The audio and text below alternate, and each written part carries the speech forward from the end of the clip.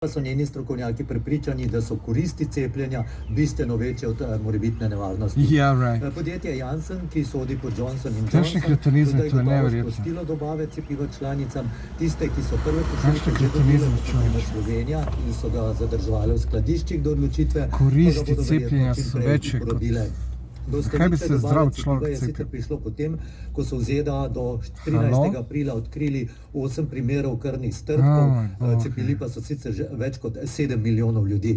Predstavniki EMA so poudarili, da so bile izpostavljene predvsem ženske mlajše od 60 let, strdki pa so se pojavljali v prvih 3 tednih po cepljenju.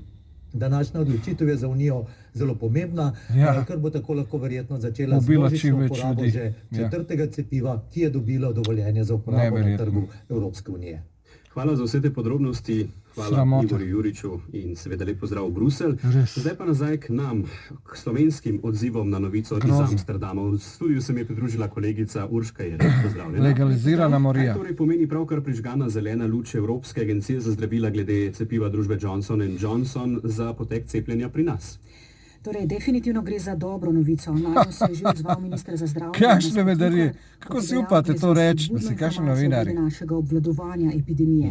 Predvideni dobavi tega cepiva bi namreč lahko v Sloveniji do konca junija cepili dodatnih 250 tisoč prebivalcev. No, preden se bo cepljenje s tem cepivom, mimo grede 7200 odmerkov cepiva Johnson & Johnson že imamo shranjenih v karantenskem skladišču. No, preden se cepljenje s tem cepivom prične, pa je treba počakati še na uradno skladišče. Gripo sem imel 3 dni, za 2 leti zdaj že nič ni. In glede te je seveda pričakovati, da bo cepljenje s cepivom družbe Johnson & Johnson zdaj podprla. Vsekakor. Skupina se bo sešla še ta četrtek in kot nam je v pogovoru potrdil član posvetovalne skupine za cepljenje pri Nacionalnem inštitutu za javno zdravje dr. Alojz Ihan, se bo zavzela za nadaljevanje cepljenja s cepivom Johnson & Johnson. Zločinci pizda. Seveda je pa za pričakovati, da se nadaljuje, zlasti zato, ker je cepivo Johnson & Johnson je cepivo, ki zadošča, pri katerem zadošča samo enkratni odmerek in je glede tega seveda cepljenje precej bolj na nek način učinkovito, kot če cepivo zahteva 2 odmerka, ker je pač dovolj že eno cepljenje in potem je človek zaščiten. No, dr. Ihan je ob tem tudi zatrdil, da se bo proces cepljenja s tem, kot Johnson & Johnson na nek način ostaja v igri, seveda pohitril. Kapaciteta cepljenja daleč presega kapaciteto dobavljanja cepiv in zaradi tega takoj, ko je mogoče uporabiti cepivo, seveda ni problem precepati z tem cepivom. Nacistični znanstveniki. Kot rečeno, kapacitete za to, da precepimo, so zelo velike, glede na to, koliko cepiva imamo. Do Urška, po pričakovanjih bomo torej cepivom proti covidu pri nas dodali 4., torej cepivo družbe Johnson & Johnson.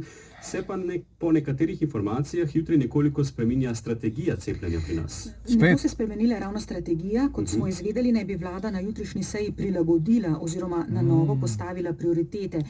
To bodo zdaj starejši od 50 let, prej so bili, kot vemo, starejši od 60 let. Tako, hvala za te informacije. Gremo po vrsti. Urška Jereb. Pobiti vse. Evropska unija bo v razdeljevanje cepiv proti covidu vključila Zahodni Balkan in 6 držav, od maja do avgusta namenila 651 tisoč odmerkov cepiva podjetij Pfizer in BioNTech. Usklajevanje predaje bo prevzela Avstrija. Unija je omenjeni regiji v okviru instrumenta predpristopne pomoči za nakup cepiv namenila 70 milijonov evrov.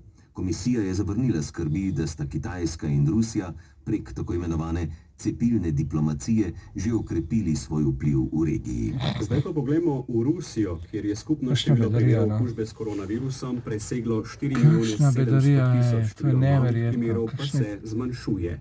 Pri cepljenju proti covidu uporabljajo 2 cepivi, pred dnevi pa so v regijo poslali tudi manjše količine 3. Kako delajo ti novinarji? Za vse podkupljeno, vse res klasična nacistična propaganda. Vsi so prodani, vsi so presrani, podkupljeni in neverjetno. Neverjetno. Zdaj bo 2 leti od tega nič. Eno gripo sem imel prejšnje leto 3 dni in to je bilo to. Povsod sem bil. delal med ljudmi, v Avstriji, na tekmah. Otroci so hodili v šolo, nič.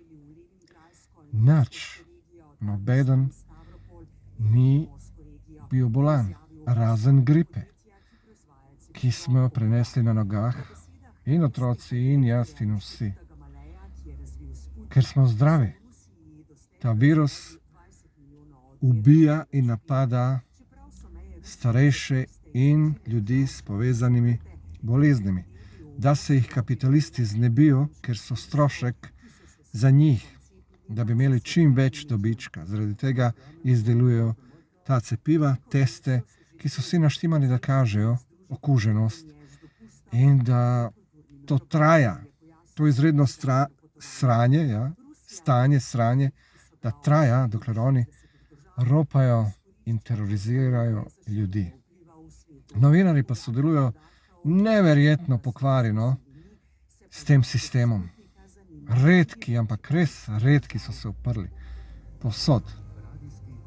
In tisti, ki smo se uprli, bomo jih vse tožili in obsodili kmalu. Smrt izdajalcem človeštva in svoboda narodu.